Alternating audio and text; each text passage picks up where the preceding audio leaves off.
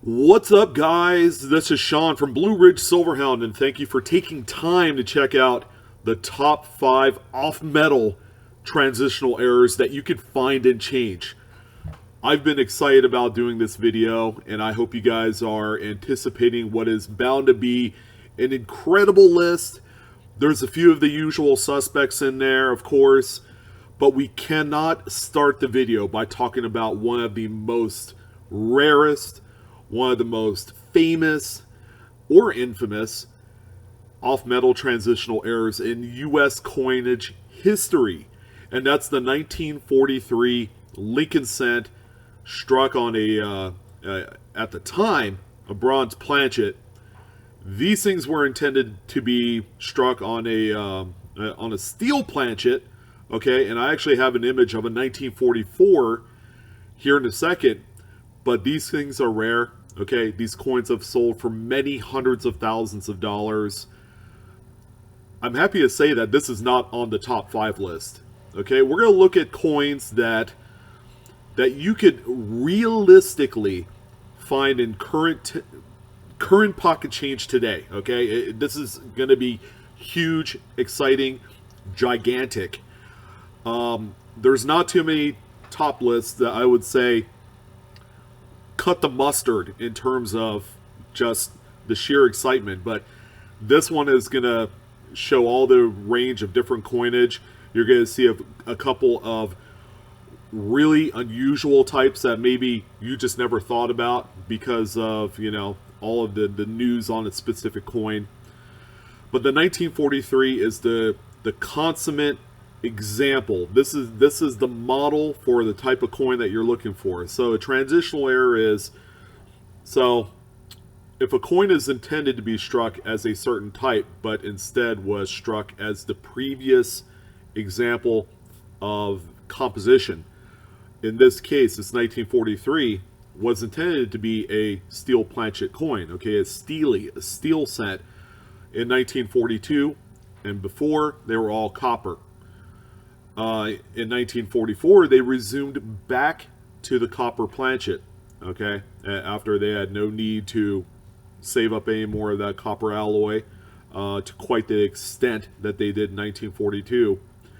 As you can see, there's a 1944 also struck on another transitional type of planchet, this one on the steel. Yeah, we kind of flip-flopped here, but these two coins right here are the premier examples of coins that'll be on this list. Now, typically, all right, I would say, yeah, let's go ahead and put these two coins on the list. Realistically, how often do we come across these in pocket change? Okay, and you're going to have an even tougher time looking through wheat cent bags, you know, big, large lots of these things. So let's go ahead and talk about the number one coin, which I made it my honorable mention. And actually, this is a coin that I've talked about in the past.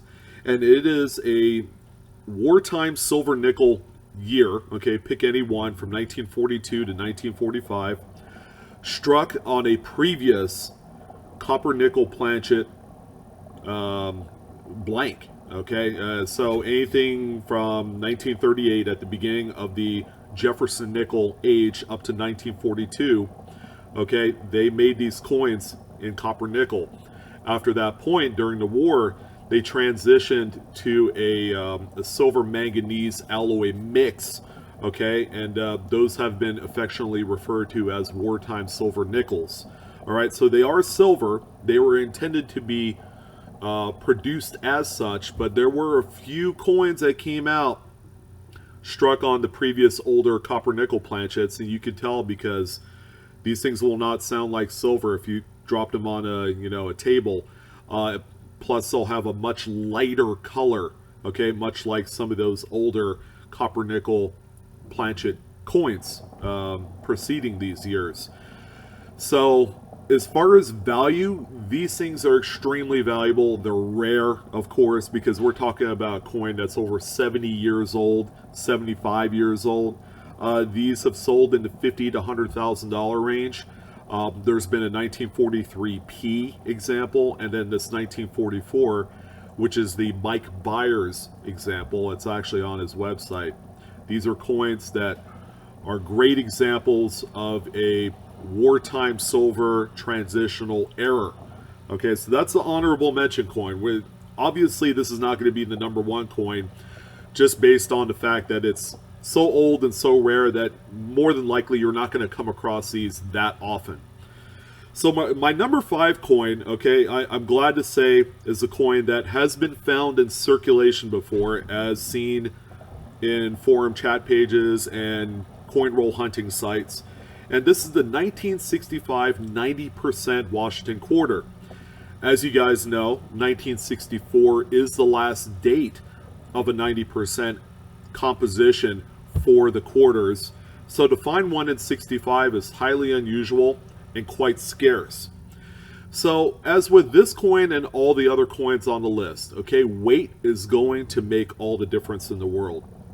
So if you have a good scale that measures up to the hundredths in grams, okay, that's what you're going to need, okay? And for this very reason, the 1965 copper nickel, which is your standard coin that we see in circulation, and it's not worth barely anything, those weigh differently than the silver, okay? The silver would weigh 6.25 grams, whereas the copper nickel coin, the more common one, would weigh 5.67 grams.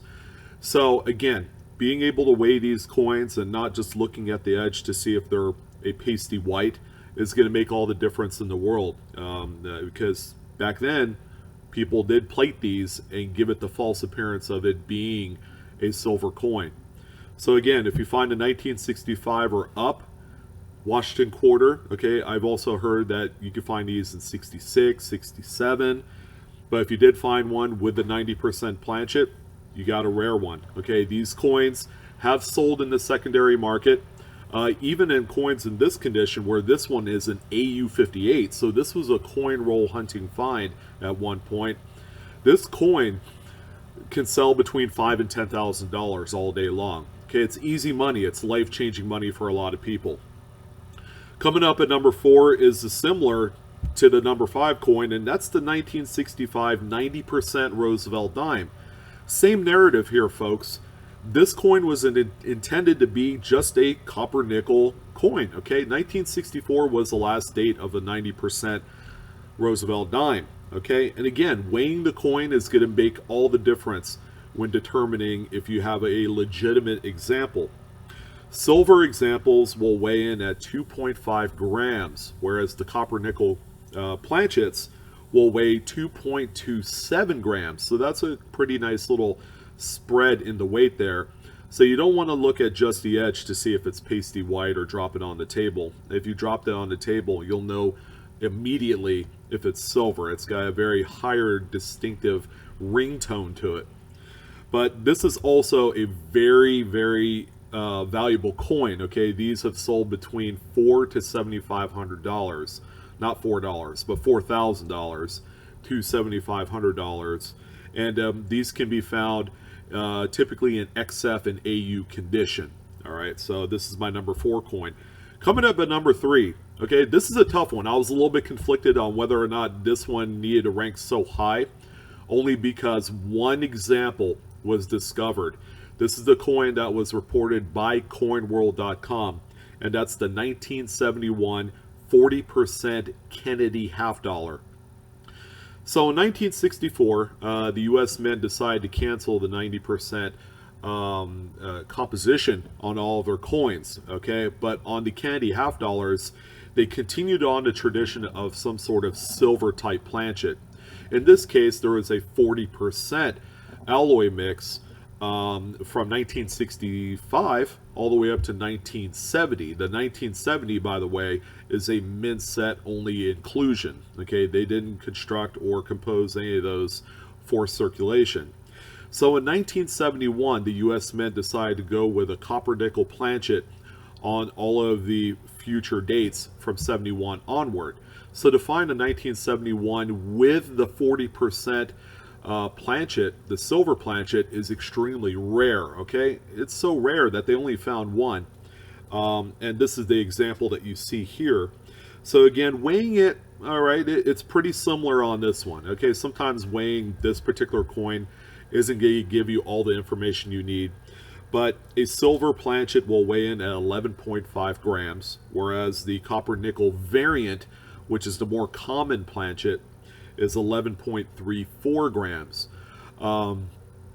If you have access to it, a gravity test will determine if whether or not you have that 40% silver, but just simply, dropping it on a wood table, okay, to be sure, okay, you'll have that higher pitch ring because of the silver content in there. Unfortunately, I have no sales data, but I would imagine this might be the most expensive coin on the list and might shoot over the $25,000 estimate that I had on the thumbnail. So this one's interesting. I would certainly keep an eye out on this one. These can pop up anytime. Coin roll hunting, you just never know. You could be the second person to find this example out there. So my number 2 coin, I'm happy to say, kind of flew in under the radar as a coin that I would unequivocally say is deserving of this spot. And that's the 2000 Sacagawea dollar struck on the Susan B. Anthony copper nickel planchet blank. Okay, so this one is extremely tough. It's rare. These can be found circulated. There's been a number in the past 10 years that have been discovered. It's just nobody really searches these gold dollars. Okay, so no one really knows for sure the frequency of how often these are found. But you'll be able to tell the Susan B. Anthony planchets, which is, again, it's copper nickel. The weight really doesn't say a whole lot because both types weigh 8.1 grams. The gold dollar obviously has a more gold sheen, but over time some of those turn white also. So, what you're going to want to do if you found one is I would just send it off to a grading company like NGC or PCGS. You might spend $30, $40, but this is a coin that sells between $7,500 and $10,000, okay, all day long. There have been, half a dozen of these that have been sold in the last 5-6 years. So they are out there. It's just nobody searches, these gold dollars quite often enough to find more examples. But I would imagine that more of these do exist out there. So this is a nice, tough one to find. So it is, without a shadow of a doubt, the number 1 coin is a coin that's been talked about all over the internet, and that is the 1983 bronze Lincoln cent. All right, this is a good one right here. Okay, and you could also make the argument of lumping in the 1982 D small date with the copper planchet as being kind of a 1A 1B scenario. But I'm using 1983 because for this particular date, they're all supposed to be copper-coated zinc planchets. Okay, the lighter weight, 2.5 gram type varieties that we see on all of the subsequent coinage from that date up to current. So these coins right here, again, weight's going to make the huge difference. If you think you found a bronze planchet coin, you want to go ahead and weigh it, okay? And it should weigh about 3.11, 3.10 grams.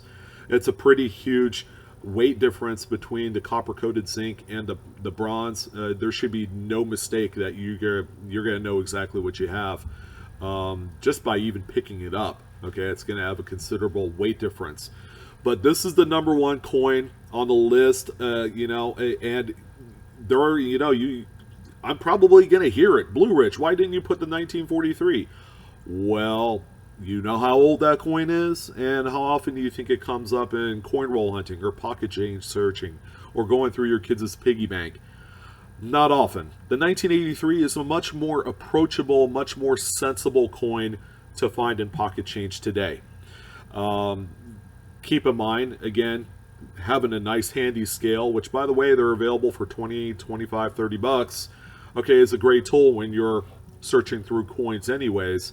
But being able to weigh these to help confirm that you do have the transitional error is going to be important. Now, how much are we talking about in terms of the value of a 1983 bronze planchet struck coin, this Lincoln cent? Well, depending on grade, of course, these coins have sold between $10,000 and then the top one has sold actually for $28,000 a few years ago through Heritage Auctions. So there's a wide varying degree of prices, okay? But you know what? This is a huge amount of money for a coin that you can just pick right out of change. So that wraps up the top 5 list of my off-metal transitional errors.